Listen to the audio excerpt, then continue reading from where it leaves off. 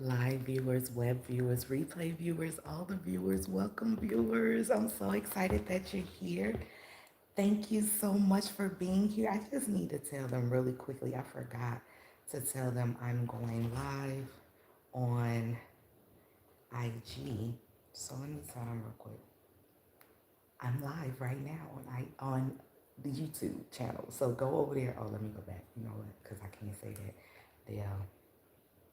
I'm live right now. Go watch me. I'll see you there. So I got to do that so I can remind people, right? So, um, okay, anyway, welcome everybody. There's a lot of information. Hey, Walt, there's a lot of information that I want to tell you guys about. So much to catch you guys up on. Y'all know the news is newsing. The news is newsing, and I just want to, so we're at come on in. Share this out, like, comment, share, subscribe, do all the things. If you don't know who I am, welcome. My name is Tanjanika. My friends and clients call me Tangi, and I go live every Wednesday and every Saturday to update you on the world and what's going on. I focus on global news, and today is no different. We have a lot of global news to catch you up on. I had to switch up the surroundings because I was getting a little, I'm hungry. I'm irritated. I'm observing Ramadan. I need to eat some. I need some water today.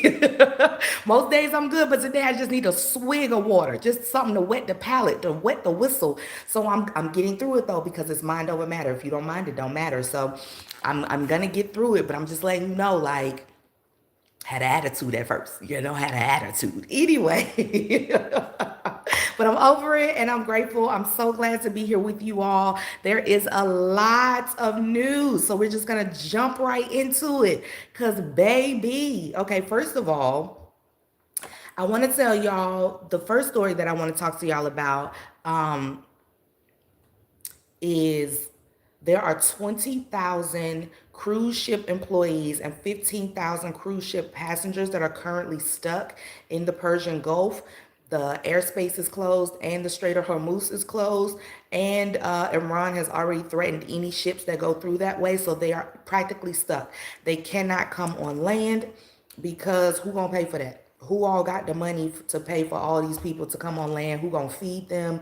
Where are they going to stay? So it's a lot of confusion about what's happening, and so therefore these people are genuinely stuck on a ship. I cannot imagine.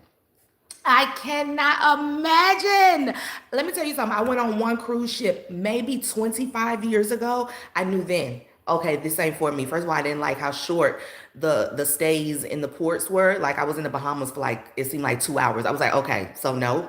And then I got seasick at dinner. So I was like, no, this is a no for me. And I never did the Mew, which is military ships in when I was in the military. I never was deployed on a Mew, so I was grateful for that. So I don't have a lot of experience with ships because that's just not my thing. That's not my mode of travel. I don't prefer that. So to be stuck on a ship, I cannot imagine.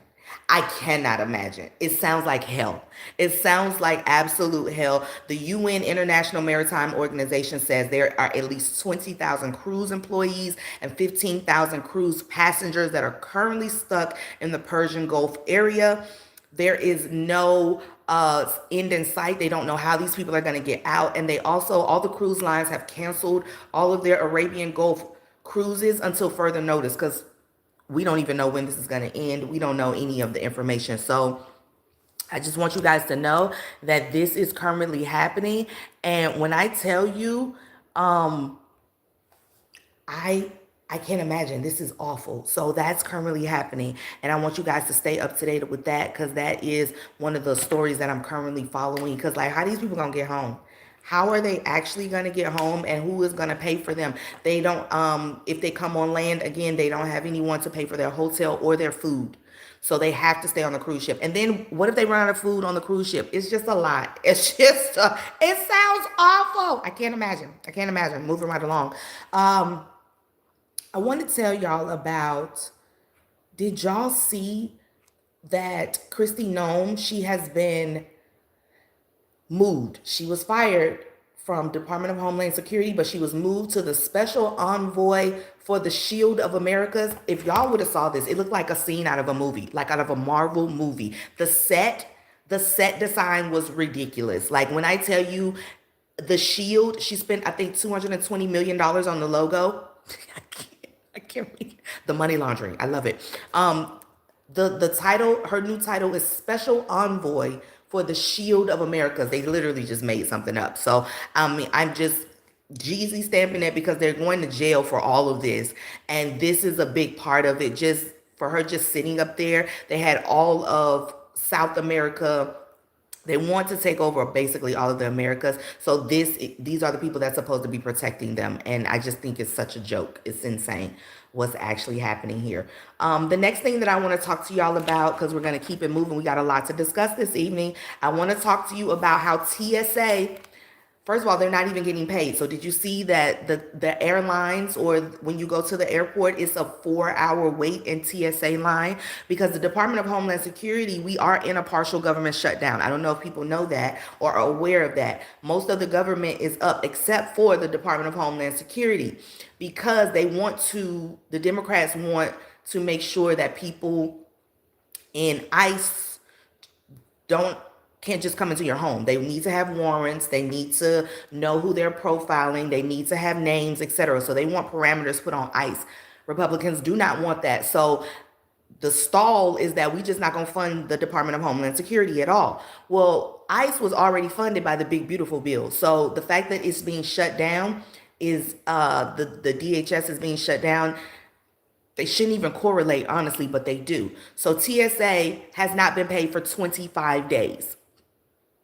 They already didn't give up, because we didn't give up. Do you understand? They already was not even about that life anyway. So TSA has not been paid for 25 days, and they have lines wrapped around the corner. Like when I tell you I'm so stressed out because I've been and took a trip by now somewhere, anywhere. I don't care where. I've been and took a trip by now. To leave to go anywhere is a gamble. It genuinely is a gamble to go out the country, to fly anywhere, etc. 4-hour waits at most airports. And TSA is now sharing a list of all travelers with the popsicle people. I need you to know this. I need you to be aware of this. This is no longer just profiling people. This is no longer just who all over there, who flying out. They're giving them the entire itinerary list of people flying and coming through TSA. And then now the airports are checkpoints for the popsicle people. 2 people have already been arrested. This is happening. I'm trying to tell you. One of them was in Boston and another one was in Salt Lake City. So this is scary for everybody. This is not just, this is not just immigrants. This is not just migrants. This is all Americans are at risk now at this point, because popsicle people now have checkpoints set up at United States airports, because TSA is now sharing a list with them. This started at the beginning of March. Need you guys to know that. What a time. What a time. This is super scary. Okay, we're moving right along. It's a lot to tell you.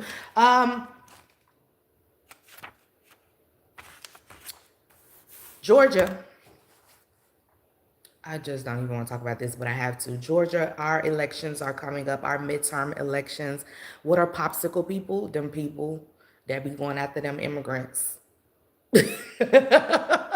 I can't say anything because everything is censored now. So I got to say ice roll, and I got to say popsicle people, and I got to get around it because I already got a page taken down. So I'm doing the best I can, people. Let's keep up. Let's use our noggins, okay? Georgia, May 19th is our midterm elections for governor, okay? I don't like any of the options. I'll go on record in saying that I don't like it, and I'm tired of not liking the options. I'm sick of not liking any of the options for these elections. But this is where we are, and this is what's happening.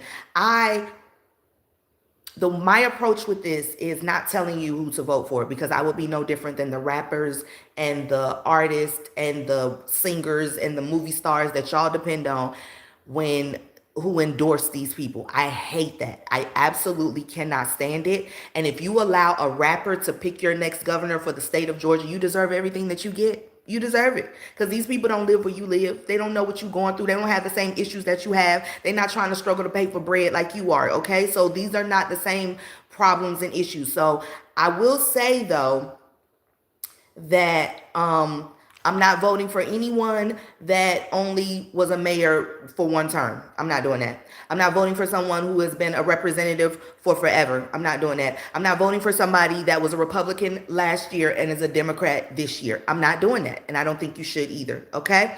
So I think you should ask yourself a series of questions. So get a pen and piece of paper out right now. Put it on your notes. Find something to write on real quickly because this is serious. May 19th is our midterm elections. You need to go early. You need to early vote. They are literally trying to steal the vote. They just came out. Did y'all know that they held a conference for people who think that the vote was stolen? It's insane, but I didn't even know they had those type of conferences. But they had a conference where Trump spoke at it, and he said, if you pass the Save Act, then we won't need we won't even, let me get this right. He said, if we pass the Save Act, this is what he says.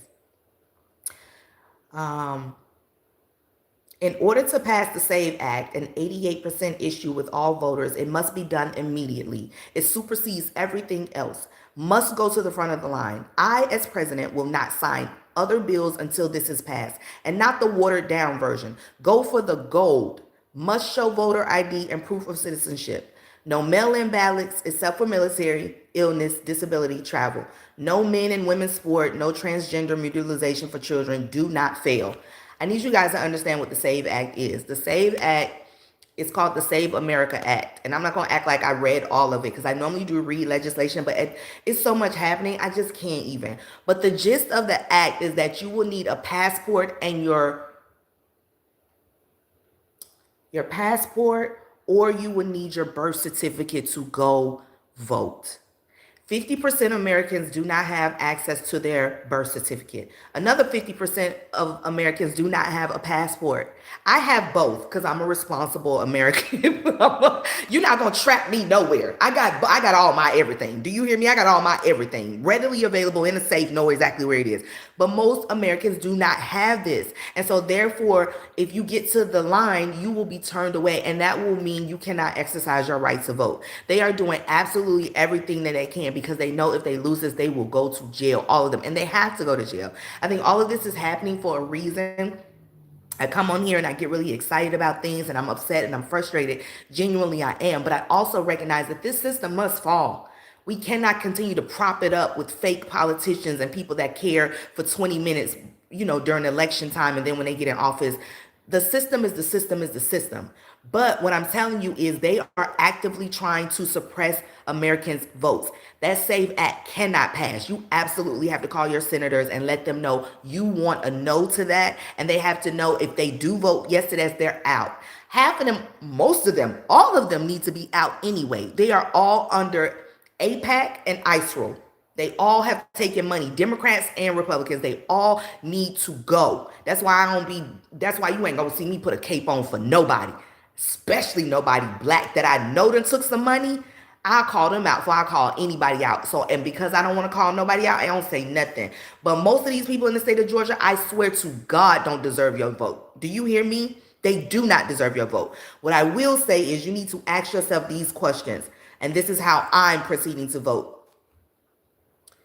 Who did they take money from? That need to be your first question. Who did they take money from? Who has endorsed them? And why would they endorse them? You need to ask yourself, why would the police commissioners endorse this person? Why would this rapper endorse this person? Why would Republicans, why would Democrats, why would the president endorse this person? How long have they been in office? What are their values and what are they running on? What's in it for us? What am I getting out the deal? What are you saying? What can I actually hold you accountable for? Because y'all say all this nonsense in the beginning, but what can I actually pinpoint and say? No, did they actually get those dollars that you promised? Did that school actually get the upgrade that you said? Did these constituents Did they? A great example of that is Mondomini in New York. He said that, people, $30 an hour, people got for shoveling snow on the sidewalk. People didn't have to walk over snow for 1,800 weeks, right? They could actually walk on their sidewalks. People got paid a decent wage. Everyone was happy in the communities. So that's just an example. I'm not saying he's a great, I don't know him. Not my circus, not my monkeys. I'm telling you that's one example. Okay? Questions. Who did they take money from? Who has endorsed them? How long have they been in office? What are their values? What are they running on? What's in it for us? Were they a different party recently? How long ago was it? Were they Republican last year and are they Democrat this year? That's a hell no. Where do they live and where are they from? Where do they live and where are they from? I promise you it matters. It matters. Atlanta is not Georgia. I need you to understand that. Thank God in certain situations. But Atlanta people vote one way and Georgia votes another. And Georgia, 10 times out of 10, is the winner here. Do you understand what I'm saying? People will be silent about their vote, and when it comes time to vote, they will come out and cast who they are voting for. So I need you to understand, every time people get up there and they be like, this person's gonna win, and I'm looking at you like, well, how did you know they were gonna lose? How did you think they were gonna win? Did anyone else, are you hearing the buzz from people outside of Atlanta? Then those people do not support this person. So that person is going to lose. I can almost assure you of that. Stop thinking that Atlanta is Georgia, because it's not. Okay? So all I'm saying is do your research. Do not allow somebody in the entertainment industry to sway your vote when it comes to the governor of your state. That's all I'm going to say about it. That's all I'm going to say about it. I ain't going to say nothing else. I'm very passionate. I have a strong opinion about everybody, but I ain't going to say nothing because I don't want to affect your vote. Do what you do. All I'm saying is do some research before you decide to pop out there and endorse somebody, okay? All right. Senator Ossoff, he's running unopposed. I don't like that. I don't like that at all. Somebody should have ran against him, because who did he take money from? And now we got all these Republicans that's about to come up and probably beat him. Because, like, what are we doing? What are we doing? So I'm not saying nothing. All I'm saying is we need to start having multiple options. We need to start having better options when it comes to running. And we need to start pooling our monies together so we can buy these politicians, because they're going to take the money regardless, right? So at a minimum, we can get somebody and hold them accountable. That's exactly what the Latinos did when it came to President Obama. They put their money together and they made sure that he voted in their favor when it came time to vote, or when it came time to make legislation and laws, etc. LGBT, everybody does it except for us. I don't know what that's about, but everybody buys politicians, and we just sit over there voting, wishing and hoping and praying. Okay, so that's all I'm gonna say on that, and we're gonna move right along. I also want to tell you about, I was just so happened to be on the Clock app, and I still haven't accepted the terms and conditions, so I have to tread very lightly over there, okay? Tread very lightly. When I say it's a whole system that I gotta do, I gotta turn off, I gotta do a whole bunch of stuff, right?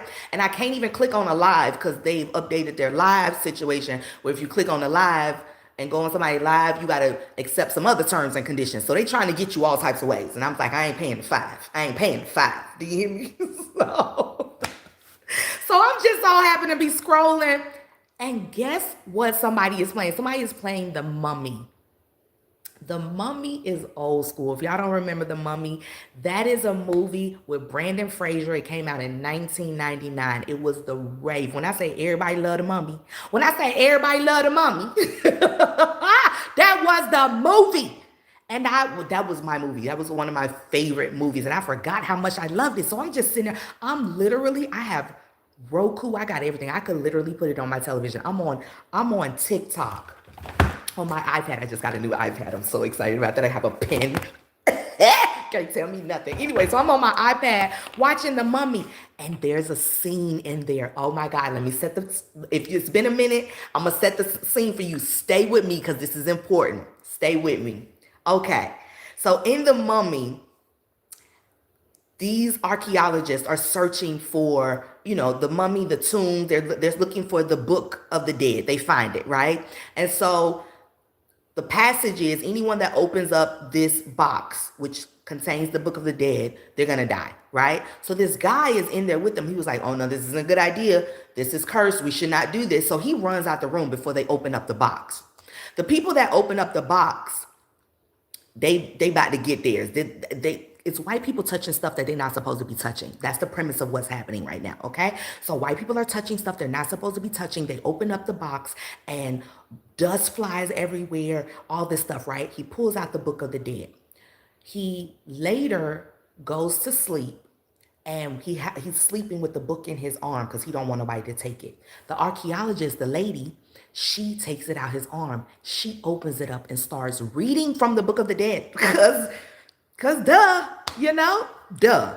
So she reads from the book. Of course, she wakes up a 3,000-year-old mummy that Islamic Muslims have been protecting for over 5,000 years. They've been making sure that nobody opens this up because they know the dangers of this situation. So the guy was like, no, you must not read from the book. But too late. She's already read from it. And locusts come out of nowhere. Locusts. Mind you, in Georgia, our locust season is coming up. Record-breaking locusts. Georgia, get ready. Record-breaking locusts. It's happening. It's happening. 1999. Remember when movies used to tell the truth? This is a true story. Okay, so she wakes up the 3,000-year-old mummy, right? So he's going on a killing spree of everybody that opened up the box. The guy that ran out, right? He just so happens to run into the mummy, and he got like 5 chains around his neck. The mummy about to get him. He pulls up a cross. He starts, our Father out in heaven, hallowed be thy name type. You know what I'm saying? He starts saying Christian scripture type stuff. He's like, no? Okay. He pulls up another something. All of these are religious symbols around his neck. He pulls up something else. The mummy's still walking toward him. He's like, no? Okay. He pulls up the star of the 5-star in ice roll. You know what I'm talking about. You know I can't say it. He pulls up the 5-star. He starts speaking the language. The mummy stops. He was like, the language of the slaves. The language of the slave. I know it means something. I know it means something. It has to mean something. I need to go check my history, but why would he say that? Why would he say that? This is back in the day when movies had integrity. You had to put stuff. He said the language of the slaves. Then another part of this. So he said, I could use you and it'll be worth your while. So he has a whole bunch of gold in his hand. So the guy is like, oh, I bet I'm gonna be your friend. So in the movie, as the movie continues, Brendan Fraser, because, he's the man in those streets. He was like, I see you picked up a new friend, Benny. Because Benny is the person that's with the mummy now. He was like, Benny says this, it's better to be at the right hand of the devil than in his path. I genuinely believe they feel like that. I feel like they've made a covenant with the devil. And now it don't even matter who got to go. Everybody can go, and it don't matter who's in their path, in their way, and they're being compensated. They get free education. They get free meals. They're all on welfare. They get all types of, I'm trying to tell you, when I tell you that spoke to me so much, and then at the end of the movie, he was like, may Allah be with you. I don't know why that spoke to me during Ramadan the most, but go watch The Mummy again, 1999. The first one. The second one was okay. But the first one, super solid movie. Do you hear me? Effects still like that. I was in there like, okay, they spit the bread. The effects are still good. Okay? All right. So I just needed you to know that these are different people. Like, these are like their mentality. They had to have made a covenant with the devil. I don't know how to explain it to you, but that resonated so well in my spirit, because there's no way you do the things that you did in Gaza. There's no way you did the things that you're doing all around the world, and you hate everybody, and you just in it for you and your people only, and you're starting wars with everybody, and like you're throwing a rock and holding your hand and hiding your hand. Like, no. So I thought that was super good. Like, oh my God, I couldn't wait to tell y'all about that. Okay, what else happened? Okay. So Nurse Charles, he said they're putting fentanyl in the vape pens. I don't make the rules. I'm telling y'all, I'm just trying to protect y'all. He said they're putting it there, and he gave us a step-by-step instructions on how to administer Narcan. I was like, I didn't even want to learn this today. Like, I don't even want to be around any of that. I don't want to be around Narcan. I don't want to be around Fenty. I don't want to be around none of this. But I have the knowledge now because you have to know these things. He said they're putting it in the vape pens. There was a 19-year-old that came into the ER. It was the size of a pencil. He held up a pencil and he said the lead that's on the pencil, that's how small the size of the Fenty was, and it killed him. It absolutely killed him. So he was 19 years old. A vape pen. I know it's that, and I know a lot of people vape, so I thought that was super important to say. Also, people in the Middle East, they're the when they call the hotline is asking them, do they want to take out a loan to get rescued? It's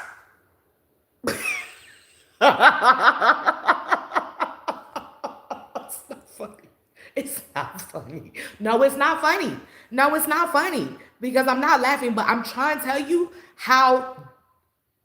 I don't even know what words. I don't even have no more words in the English dictionary. We have just, oh, everybody can see now. Everybody can see. American citizens are stranded in the ocean. They are stranded in the Middle East. And the one thing that they are asking you, do you want to take out an 18 to 22% interest loan to get rescued? How evil. But let me tell you how much all of this is costing. In the first 4 days, I have the numbers. I got you. I got you. I got you. Because it's like, how much is all this? I have the numbers. I can break it down for you. In the first 4 days of this conflict, it was 100 hours. It cost $3.7 billion. Do you know where the numbers come from? Okay, not a problem. This is more than 100 countries spend on their military combined. 100 countries, $3.7 billion in the first 4 days. Mind you, only 5% of this was approved by Congress. 196 million of it was for warships, 200 fighter jets, and artillery. That's 196 million, okay?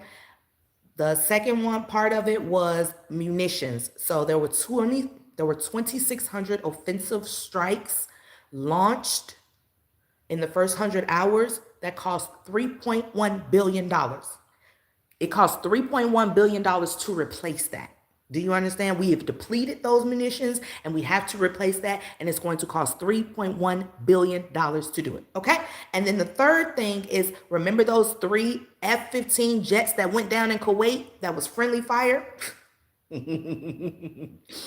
Those cost $359 million. It was only 3 of them. They cost $359 million for a grand total of $3.7 billion. That was the first 4 days. We're on day 11 now, I believe. Where's this money coming from, Tangi? I'll tell you. It's coming from taxpayer dollars, but a lot of it was already allocated to other things. So what they're going to try to do is come up with maybe a future bill that we like writing, like basically swiping a credit card, right? And you just worry about the money later. You just figure out how we get the money later. That's one of the options. But thank you, my love. Thank you. A lot of it will be money we just don't have, right? Just 178 million was budgeted by the Pentagon, so we're way over budget. When I say way over budget, and we're basically running this on a credit card system, and Congress has not seen the bill yet. That's why and Congress is worthless, so it doesn't even matter. Doesn't even matter. But Congress has not seen the bill, so that's why we can continue on lollygagging like, things are good, but things are really, really, really, really bad. No, things are really, really bad. They're going to come up with a supplemental spending bill. That's the first option.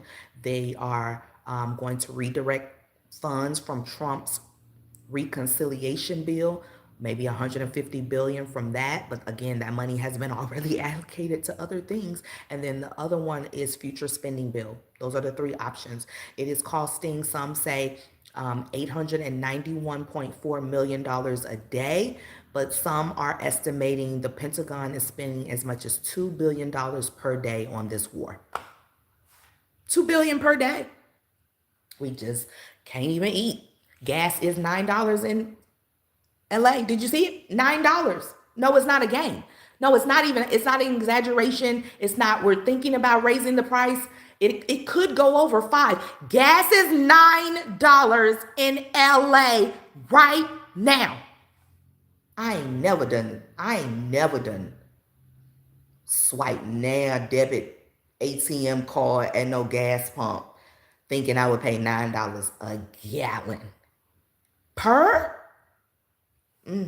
Okay. We don't have war money. I will never not say it. We don't have war money. Okay. Certain things you need to know about. I'm going to keep going because this is a big one. I found out several things this week about the new supreme leader that came into office. First of all, the Iranian parliament speaker said, "We are definitely not looking for a ceasefire." That's a quote. I'm not even making it's a quote. He said, "We are definitely not looking for a ceasefire. We believe that the aggressor should be punched in the mouth so that it learns a lesson and will never think of attacking our beloved Iran again." Does that look like somebody that's about to call it quits? Does that sound like a government or a country that's going to um, come to the table to negotiate again with us? It doesn't. It doesn't. Also, Bebe's house got blown up. I don't know if you guys heard about that. Bebe's house, boom. Okay, his brother, unalive, no longer with us. Some reports are saying that Bebe might have been in the car with David. David was the head of, again, his CIA equivalent. So they were supposed to be having a meeting together, and no one has seen Bebe in 10 plus days. I'm here for it. I'm here for it. So we'll see. I'll keep you posted on that. But Bebe might be bye-bye. So we'll see how that goes. But all of it, they could come up with a stunt double or a body double just to keep the momentum going. But they are hitting direct points in ISRO now. They have specific targets. They have upped their military missiles. They're no longer shooting the BS now. They're shooting 1-ton missiles at this point, doing major damage in ISRO. Major damage. Okay. The new supreme leader, he's 56 years old. He was born in September. He's a Virgo. And they unalived his father, his mother, his wife, his child, his niece, his nephew, and his mother-in-law. And so, and they say he might be injured. So that's why no one's really seen him, because he was probably injured, but he has still been appointed. He's still the supreme leader. And one of the things that people are watching and paying attention to is how he said that he's declared victory, right? There are several things that have happened. Number one, China and Russia are silent on his appointment. Silence speaks volumes. That means that they knew he was going to be appointed before he was actually appointed, before it was made known to the public. They're saying backdoor channels are being used, and they knew and they approve. They haven't made one statement. Meanwhile, Trump is over here. Well, we'll see what happens. That's, I quote, end quote. I quote, end quote. He said, "We'll see what happens. We'll see what happens." He said it twice. I think he really wants to see what happens, because I don't think he knows either. I don't think he knows either. The very first people to publicly back the new supreme leader was the IRGC, which is their military.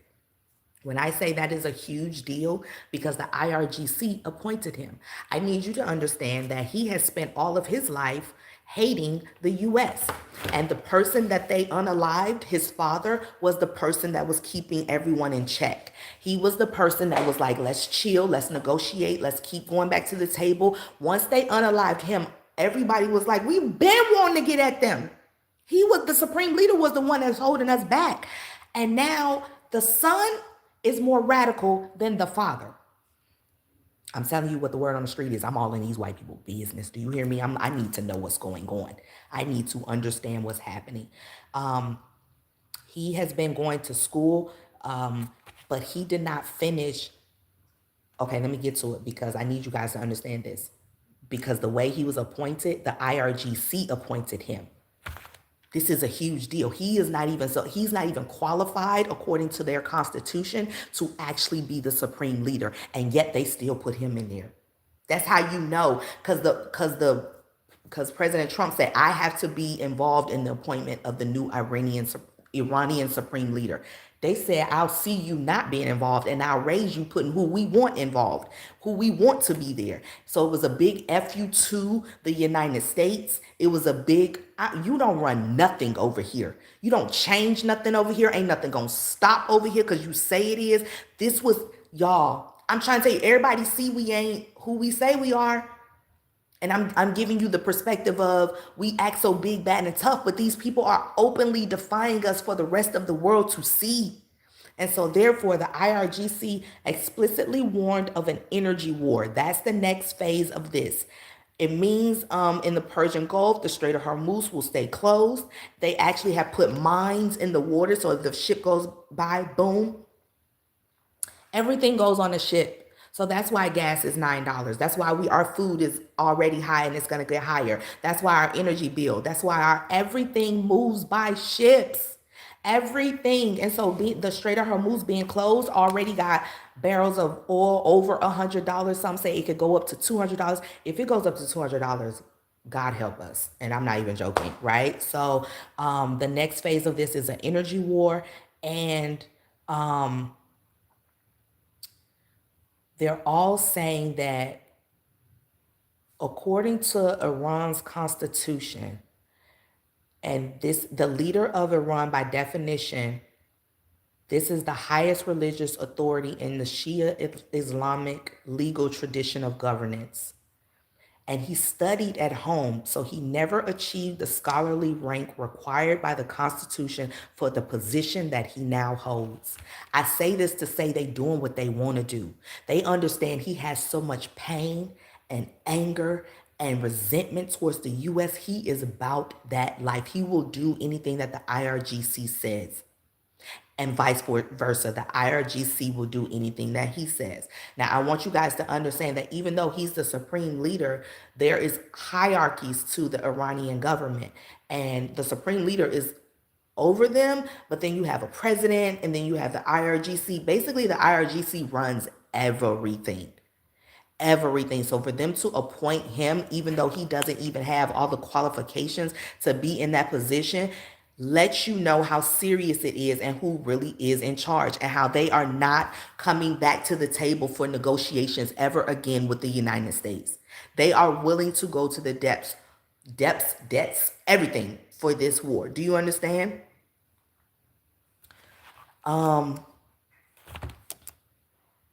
I just want y'all to understand, like, this is a situation that no one expected to happen. And because the Strait of Hormuz is closed so long, our economy will be devastated the most. And what you see now is Trump manipulating the markets. He's saying that they now have that they now are putting in an oil refinery in Texas. But this was announced, he just announced this on his Truth Social. You know, he be tweeting. He announced it, but he did that in order to manipulate the market. That was already announced in 2024. And he said it's going to be a $300 billion deal. The accuracy of it is that $300 billion was stretched over 20 years. The real number is $3 to $4 billion. That's not a lot of money. I just told you we spent 3.7 billion in 4 days in one war. So that's not a lot of money coming back to the United States. All of this is insane. All of this is insane. So what else do I want to tell y'all? So that happened. Canada, I keep telling y'all, Canada is doing their biggest one. If nobody is getting us, Canada is getting us. And no one's talking about it because it's silent. It's not on the front page of news because it's not like he's, sending people into war, or he's doing something where, first of all, our media is bought. So they're not going to tell you because they don't want the American public to panic. But Canada is doing their biggest one against us. Another situation happened this week with them. Something else happened. But I do want to tell you this before I get off of Iran. He is now in office. No one has heard from him just yet, but he is supposed to be making a statement soon. The IRGC has issued a statement, and they said if anyone wants to pass through the Strait of Hormuz, all they got to do is kick Israel and the United States out of their country.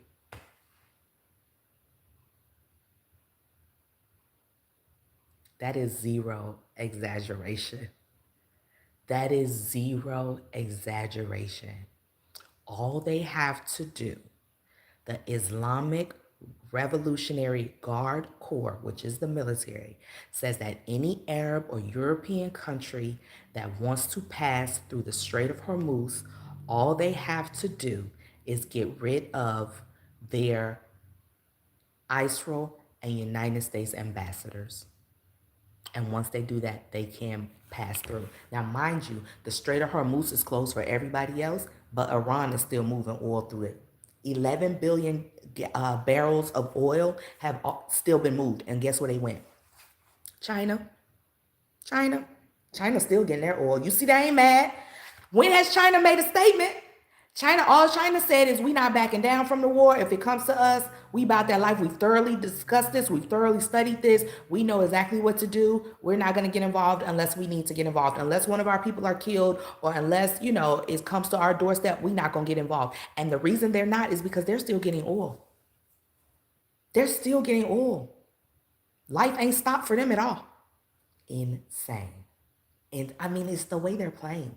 It's the chess moves they're making. You got to study it. This is part of history. I just want to be a person that was present, that studied this and could see the moves that are being made all around the chessboard. And I wasn't oblivious. I wasn't lost. I wasn't like, how did we get to $9 a barrel? What? I mean, $9 a gallon. Like, what happened? No, I know exactly what happened. Did you not hear the Strait of Hormuz was closed for forever? Did you not hear barrels of oil are $200 now? Did you not hear that? Like, I want to be able to say that. I just want to be able to talk about that. So that's where I'm at with it.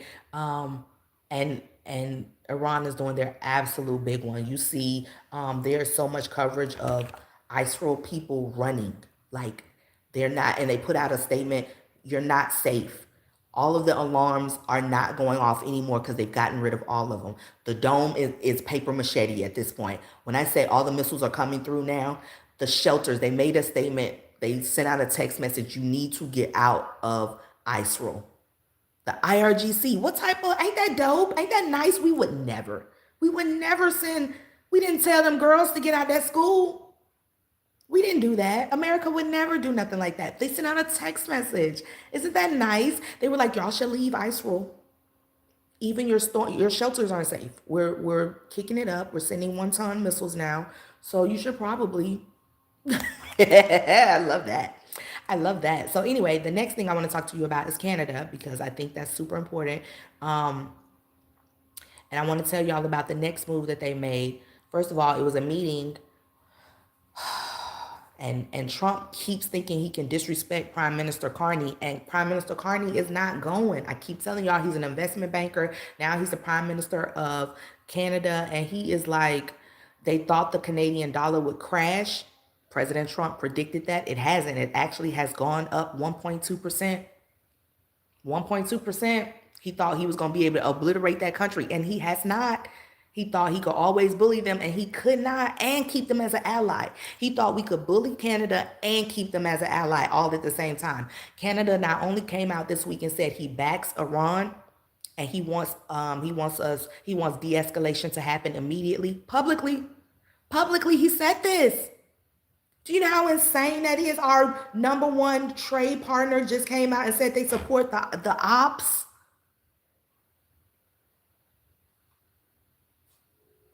Name one nigga play like that in the hood. Tell me. Okay, so it's up 1.2%, the Canadian dollar. What happened was they had a meeting, and the meeting was about economic relationships in North America. It was 8 minutes long. That's how long the meeting lasts. I'm in these white people business. I'm telling you, it was an 8-minute meeting. And let me tell you how the meeting went. First of all, Trump showed up late, 14 minutes late for the meeting. with zero explanation as to why he was late. But why would he tell you why he's late? He don't care about none of that. He stands at the head of the table. He don't even say hello. He don't speak or nothing. He just slides a paper across the table to Prime Minister Carney, right? The two were meeting. It was the U.S. Trade Representative's office, and it was the Canadian delegation. They were all meeting together. Trump, again, comes in 14 minutes late, and he tried to bully Mexico the same way, but he was not able to do this. He didn't even sit down. He just slides the paper over to him, and this is what the paper said. It said, Executive Tariff Framework Revision Proposal. Executive Tariff Framework Revision Proposal. What it was a demand, basically, because it wasn't no talking. It wasn't this, you gonna sign this or this was gonna happen. And what it was is a 34% blanket tariff on all steel, aluminum, and auto parts if he didn't do these three things. You want to know what the three things are? I got you. I'm going to tell you. So it's a 34% blanket tariff on steel, aluminum, and auto parts.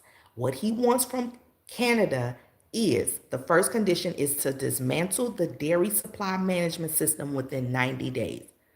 The second condition is he wants all Chinese EV manufacturers, he wants them prohibited from using Canadian factories because he thinks that's a backdoor for China to get into the US. So he said he wants them to prohibit the Chinese manufacturers from using their EV factories, and he wants them to pay $2,400 per commercial truck that crosses into the United States. $2,400 per commercial truck that enters the United States. It sounds like extortion, but whatever. This is all to fund the Northern Wall Initiative. Have you heard of this? I ain't even heard of no Northern Wall Initiative. It sounds like the last wall that still ain't fixed. Did we fix the wall in Mexico? Did we complete that project? I don't think we did, but now we're building a Northern Wall. Now we're building a wall in Canada.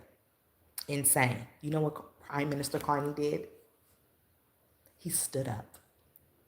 He closed his jacket. He didn't even touch the paper. He just looked at it. He didn't even touch it, right? He said, he came here and he said, he looked directly at Trump. He said, Mr. President, we came here in good faith to discuss partnership. You've presented us with extortion. Canada doesn't negotiate under threats, and we certainly don't pay protection money. This meeting is over. And he left. Oh my God.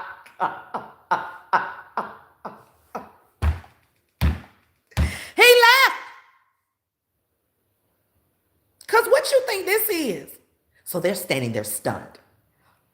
No prime minister has ever walked out on a meeting with a sitting president before. Not one. They not only did they walk out, they closed the door. You know the little click of the door? They said it might as well have been a gunshot.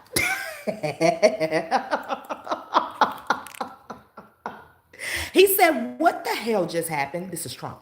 What the hell just happened? Get him back in here. By this time, he's already in his car on his way to the Canadian embassy. You're not about to play with Prime Minister Carney. You're not about to play with him. You're not about to play with him. So then he puts out a statement after the meeting and he says, oh my God, the statement was really quick. And it said within 19 minutes of the walkout, Carney's office released a statement with 4 sentences. And the sentences are, the government of Canada entered today's discussion prepared to negotiate in partnership. We were instead presented with demands inconsistent with the sovereign interest of Canadians. Effective immediately, Canada is initiating a comprehensive review of all cross-border trade dependencies with particular focus on critical energy exports and rare earth supply chains, aka in layman's terms. And he also said, we remain open to respectful dialogue when the United States is ready to engage as an ally rather than an adversary. So that was good. Okay. So what this means is 11 US cities, because we get our energy from Canada. We just, I love this. I absolutely love this. Okay. So this puts 11 US states on notice that their power grid might experience what economics call a managed interruption. So he's not going to cut it off. He's not going to do that. Instead, he's going to slow down the flow. Slow down the flow of energy. What that does is it creates uncertainty. It injects risk premiums into every energy futures contract, and it lets the market punish us for him.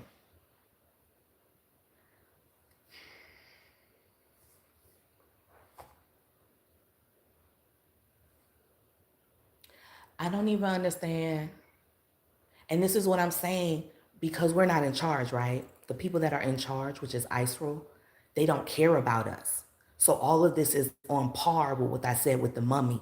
It's like destroy us all. They don't care about us.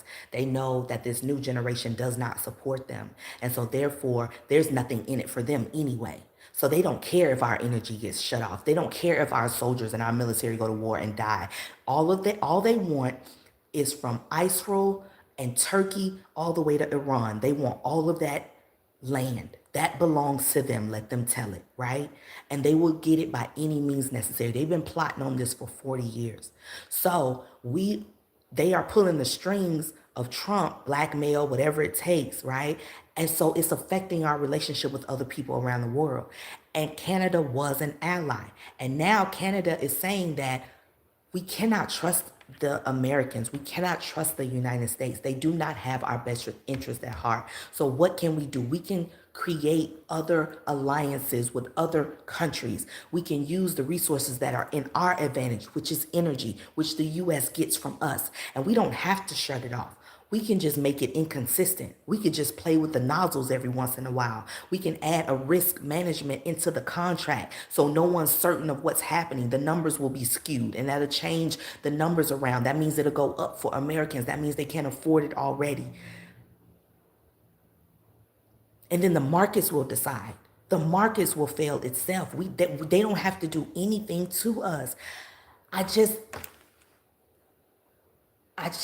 I didn't see any of this. I wasn't looking for it, but I didn't see any of this. And the way he's playing and the way he is acting, the way he is moving is just so presidential. It's just so presidential. And I think it's so dope. Another thing that I saw that was very interesting to me, and I don't get a chance to talk about this a lot because I don't know that much about it, but I think it's super important. Sudan. And I saw this, a post about Sudan, and it said, did you know that Sudan is the world's worst humanitarian crisis? It said, it's the only place in the world where famine has been confirmed, and only the world's third country to experience famine in this century. Famine means people are already dying from hunger. So it was one of those feed the hungry type situations. It was an ad, right? So I go in the comments because I just want to see what it says. Most of the comments was like, I can't even feed myself. These are Americans. Because they're asking Americans. They're not asking billionaires. They're not asking politicians. They're not asking ISRO. They're asking Americans to help feed other children in other countries, right? And I go in the comments and it's Americans like, I couldn't even buy groceries yesterday. I could only put $10 of gas in my car and that won't make it, I won't make it to work. And I was like, oh my God. I really be in my own little bubble, like, so I don't be knowing about none of this. So when I looked at the comments, I'm like, oh, this is, so now our energy is cut off from Prime Minister Carney. Y'all still don't believe me about the 1,000 that have passed away in the war. Okay, cool. You still think it's 150 because they came out with 150. Do you see how it keeps creeping up? We went from 8 bodies yesterday to 150 now. Because can you imagine how America has to wrap their mind around 1,500 people, 1,500 soldiers just gone? They can barely wrap their minds around 150. So when they come out with the true numbers, I don't know how they're going to swing this. I just have to go on record and say, I told y'all. I told y'all I'm watching the real news around the world. Of course, they're not telling you their numbers. Of course, they're not telling you how bad it is.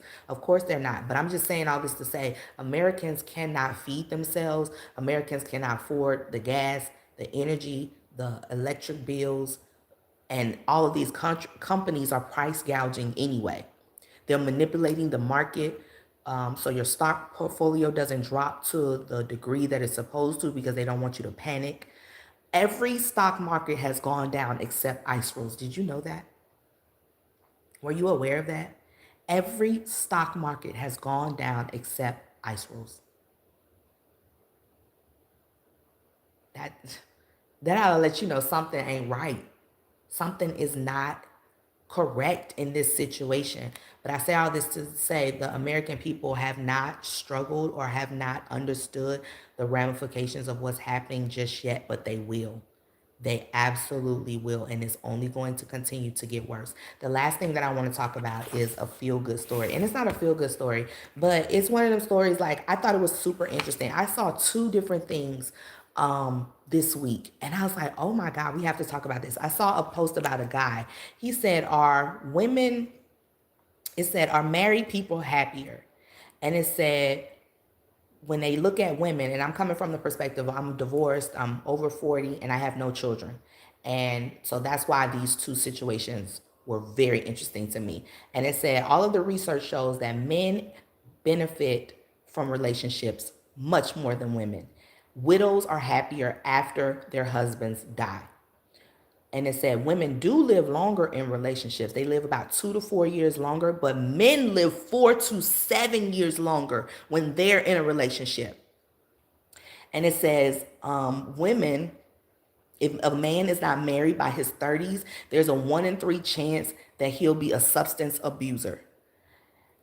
Women, there's a chance if they're not in a romantic relationship, they pour that into themselves, they pour it into community, they pour it into their job or their work. And so that's how they, progress, and that's how they cope and handle with not being in relationships.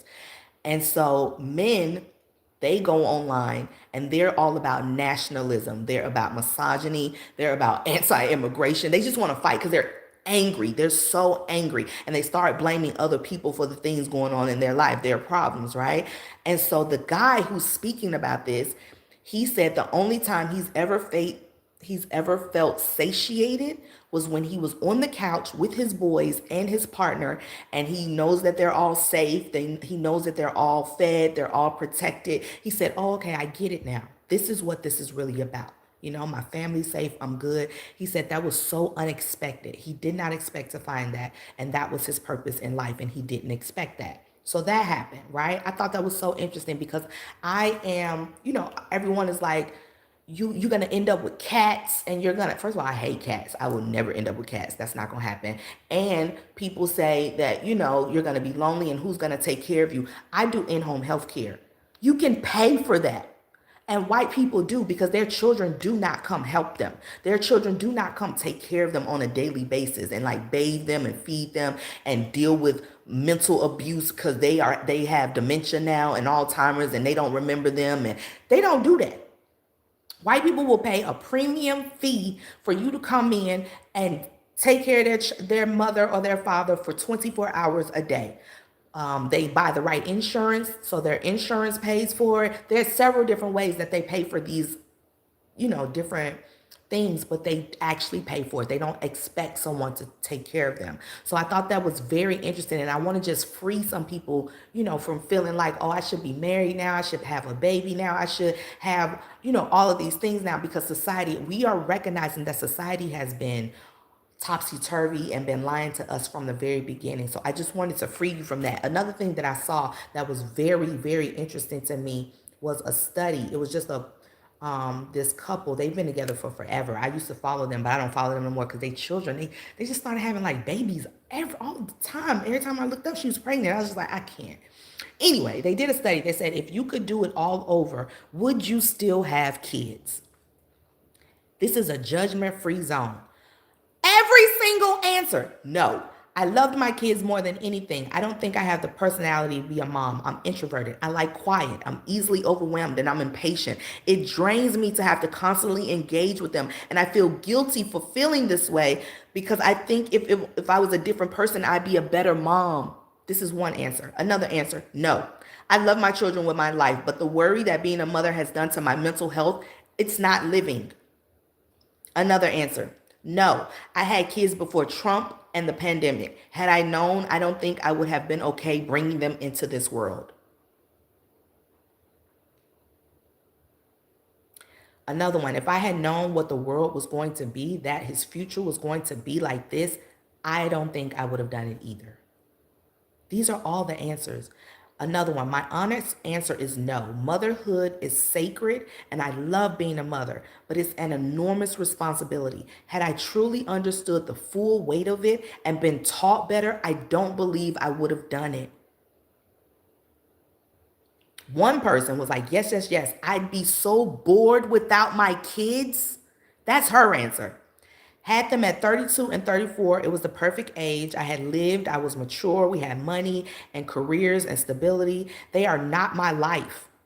I have huge dreams and goals I add to every day, even at 46. You actually can have it all, but you got to be a bit chill about who and how your kids are. You can't control everything. So I just felt it was so interesting. Out of all the answers, it was only like a handful that was like, yes. So I genuinely want to free some people from this and let you know, especially women, because we hold so much like, I should be a mom by now. I should be a wife by now. Baby, I was a wife. Listen, I promise you I'm going to do it different this time. And my what's names are so unreasonable at this point. Like, if I were to have a baby, I would think that having the baby is the only thing that I would do. I carried it for 9 months. What more do you want from me? I'm going to pump. You're gonna wake up in the middle of the night. You're going to feed them with the bottle. You're going to do everything else. I carried them.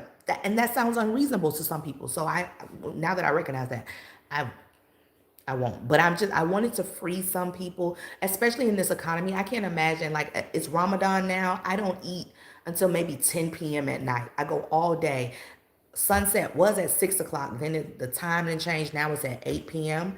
So by 8 p.m., I'm so tired. I don't want to eat till 10.